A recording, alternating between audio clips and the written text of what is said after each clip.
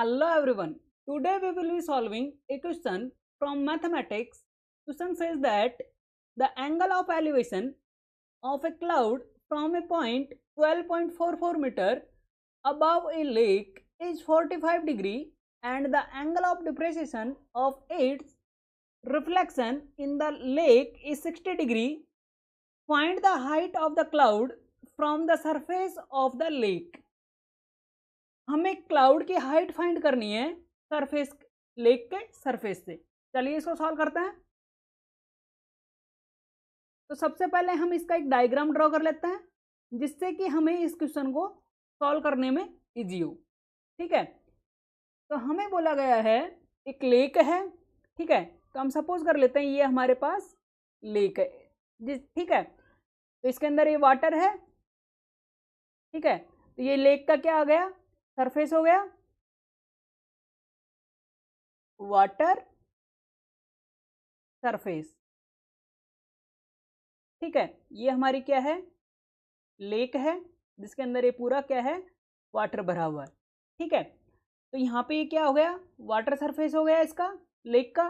तो इसमें बोला गया हमें एक पॉइंट है कहाँ पे, जो वाटर लेक है इसके सरफेस से 12.44 मीटर अबाउ। ठीक है, तो यहाँ पे ये पॉइंट होगा 12.44 मीटर अबाउ एक कोई पॉइंट है, इसको सपोज करते हैं हम नेम दे देते हैं, इस पॉइंट को नेम दे देते हैं हम ए बी। ठीक है, इसको नेम दे देते हैं डी।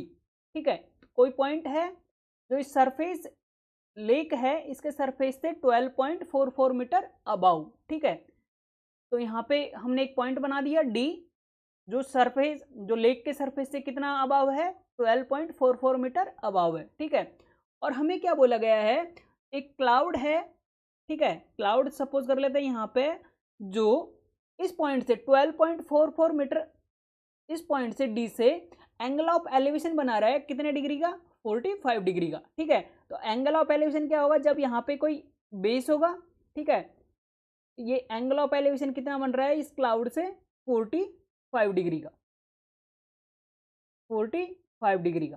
ठीक है, तो यहाँ पे ये 12.44 मीटर है, तो यहाँ पे भी क्या होगा, ये वाली हाइट कितनी होगी, 12.44 मीटर। ठीक है, तो मैं इसको नेम दे देता हूँ 3 पॉइंट। ठीक है, तो ये एकदम, ये वाला एंगल कितना होगा, 90 डिग्री। ठीक है, ये वाला भी कितना होगा, 90 होगा, ये भी 90 होगा और ये भी 90 होगा। ठीक है, और हमें क्या बोला गया है, angle of depreciation of its reflection in the lake 60 degree.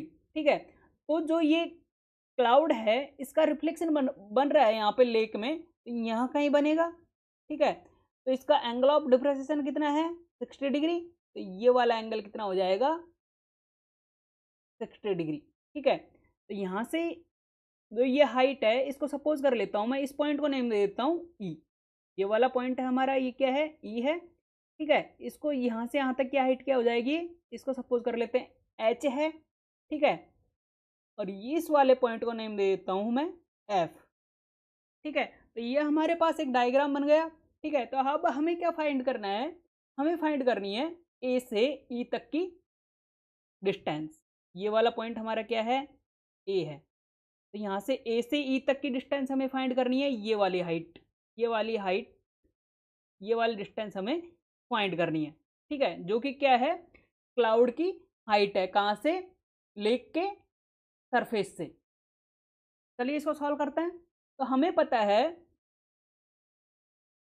Suppose कर लेते हैं हम, let C E is equal to H. ठीक है, और ए की वैल्यू क्या हो जाएगी हमारे पास, ए सी प्लस सी। ठीक है, ए की वैल्यू क्या हो जाएगी हमारे पास, ए सी प्लस सी। तो ए सी की वैल्यू है हमारे पास क्या है, 12.44 मीटर, और सी की वैल्यू कितनी है हमारे पास, एच। तो ए की वैल्यू क्या आ गई हमारे पास, 12.44 मीटर प्लस एच। अब हमें पता है, आपको हमें ये पता होना चाहिए ए ई की वैल्यू किसके इक्वल होगी, ए एफ के। ए एफ के इक्वल क्यों होगी? क्योंकि जो क्लाउड है वो क्या बना रहा है, इस लेक के अंदर क्या बन रहा है, इसका रिफ्लेक्शन। ठीक है, तो जब किसी भी ऑब्जेक्ट का रिफ्लेक्शन बनता है, ठीक है, चाहे मिरर में या फिर वाटर में, ठीक है, तो जहां से जो उसकी सरफेस होगा, ठीक है, जैसे ये इस लेक की सरफेस है ए बी, ठीक है, तो इससे उतनी डिस्टेंस इसके अबाव होगी, उतनी इसके डाउन होगी, तो उतनी डिस्टेंस पे क्या होगा, इसका मिरर होगा। इसलिए हम क्या बोल सकते हैं इसको, ए इजिकल टू ए एफ। ठीक है, ए इजिकल टू ए एफ, ये क्या हो जाएगा हमारा, क्या है, ये रिफ्लेक्शन है, height of the reflection, height of the reflection of the cloud. ठीक है, अब हमें क्या करना है, इस एच की वैल्यू फाइंड करनी है। ठीक है, एच की वैल्यू हमारे पास फाइंड हो जाएगी, तो हम क्या कर सकते हैं, इस क्लाउड की हाइट फाइंड कर सकते हैं इस लेक के सरफेस से। तो हम क्या करेंगे, यहाँ पे दो ट्राइंगल लेंगे, एक तो ये वाला ट्राइंगल लेंगे, कंसीडर करेंगे ये वाला। ठीक है, मैं यहाँ पे इसको मार्क कर देता हूँ, ये वाला ट्राइंगल हम क्या करेंगे, कंसीडर करने वाले हैं, और दूसरा ट्राइंगल कौन सा कंसीडर करेंगे हम, ये वाला। ठीक है, इसमें क्या होगा, दोनों में देखिए बेस दोनों का क्या हो जाएगा, सेम हो जाएगा, सी डी की वैल्यू दोनों में क्या रहेगी, इक्वल। ठीक है, तो हम क्या करेंगे, यहाँ पर इसका बेस और परपेंडिकुलर को हम दोनों को कंसीडर करेंगे। हाइपोटेन्यूज से हमें कोई मतलब नहीं है, हमें क्या फाइंड करना है, एच की वैल्यू फाइंड करनी है, जो कि क्या है, इसका परपेंडिकुलर है। ठीक है, तो हम यहाँ से बोल सकते हैं, हम एक ट्राइंगल लेते हैं इसमें, फ्रॉम ट्राइंगल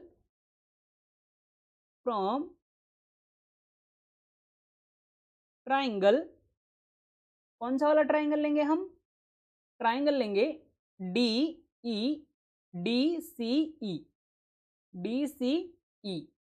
ठीक है, ट्राइंगल डी सी ई। ठीक है, तो इसके अंदर हम क्या यूज करने वाले हैं, ट्रिग्नोमेट्रिक रेशियोज यूज करेंगे। ठीक है, पाइथागोरन थ्योरम लगाएंगे, तो यहाँ पे हम लिख सकते हैं tan theta is equal to perpendicular upon base. ठीक है, tan थीटा की वैल्यू क्या है हमारे पास यहाँ पे इस ट्राइंगल में 45 डिग्री, और इसका परपेंडिकुलर क्या है, सीई, जिसकी वैल्यू हमें क्या दे रखी है, एच, और इसका बेस क्या है, सी डी। ठीक है, तो ये सारी वैल्यूज हम यहाँ पे पुट कर देते हैं, tan 45 degree is equal to H upon C D. तो tan 45 की डिग्री की वैल्यू कितनी होती है, 1 एच अपॉन सी डी। तो यहाँ से सी डी की वैल्यू क्या आ गई हमारे पास, C D is equal to H. तो मैं इसको इक्वेशन नंबर फर्स्ट दे देता हूँ। ठीक है, अब हम क्या करेंगे, दूसरा ट्राइंगल कंसीडर करेंगे यहाँ पे, एंड फ्रॉम ट्राइंगल यूज करेंगे हम C D C F, D C F. ठीक है, डी सी एफ। ठीक है, तो यहां से भी क्या हो जाएगा, tan theta is equal to क्या हो जाएगा, perpendicular upon base.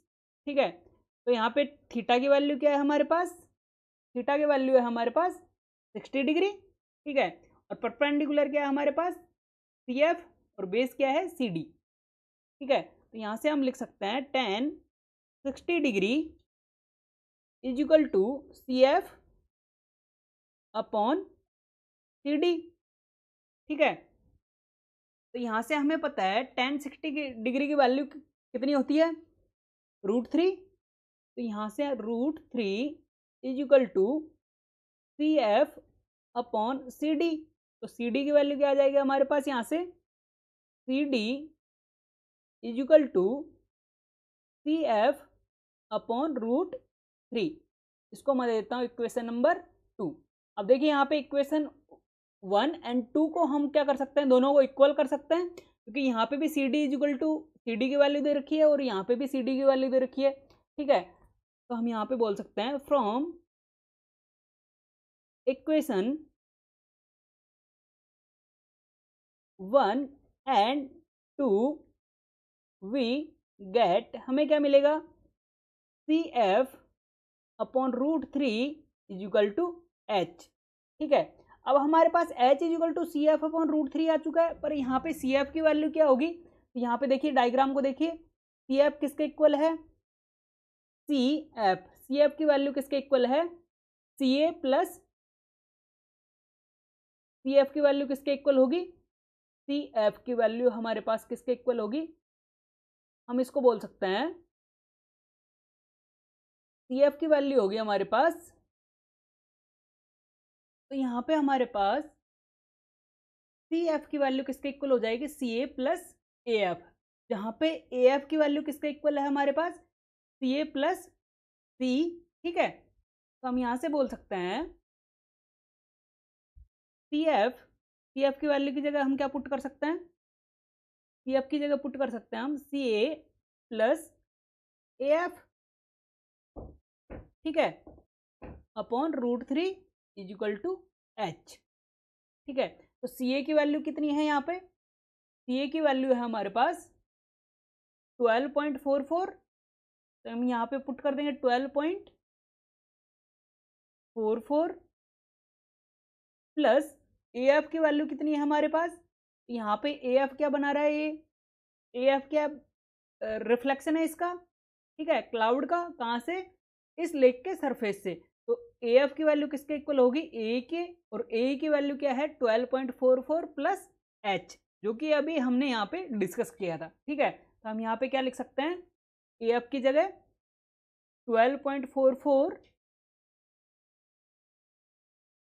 Plus H divide by √3 is equal to H। ठीक है, तो 12.44 को 12.44 में हम ऐड करेंगे तो हमारे पास वैल्यू क्या आएगी, 24.88 प्लस H, और √3 की वैल्यू क्या होती है हमारे पास 1.732, को हम मल्टीप्लाई करेंगे किससे, H से। अब देखिए यहाँ पे H वाले टर्म्स को मैं एक साइड कर लेता हूँ, तो हमारे पास वैल्यू आएगी 1.732 H minus H is equal to 24.88। ठीक है, तो 1.732 में से H सब्ट्रैक्ट करेंगे तो हमारे पास वैल्यू आएगी 0.732 H इज इक्वल टू 24.88, तो यहाँ से H की वैल्यू क्या आ जाएगा हमारे पास, H is equal to 24.88 divide by 0.732। ठीक है, 24.88 को हम डिवाइड करेंगे किससे, 0.732 से, तो हमारे पास H की वैल्यू क्या आएगी, H इज इक्वल टू कितना आएगा, 34 मीटर। ठीक है, अब हमें क्या फाइंड करनी थी, ये H की वैल्यू आ चुकी है हमारे पास। ठीक है, यहाँ पे H की वैल्यू आ चुकी है हमारे पास, ये वाला H। ठीक है, और हमें फाइंड क्या करनी है, ये टोटल हाइट फाइंड करनी है A से F तक, जो कि क्या है, क्लाउड की हाइट है, कहाँ से, लेक के सरफेस से। ठीक है, तो हमारे पास हम बोल सकते हैं AE is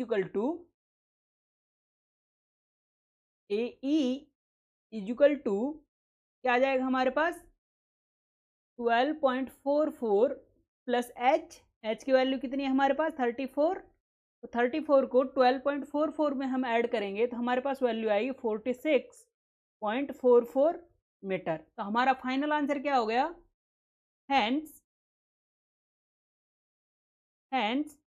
the height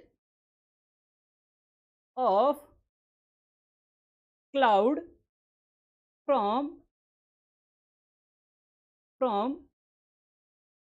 the surface of the lake is 46.44 metre. Thank you.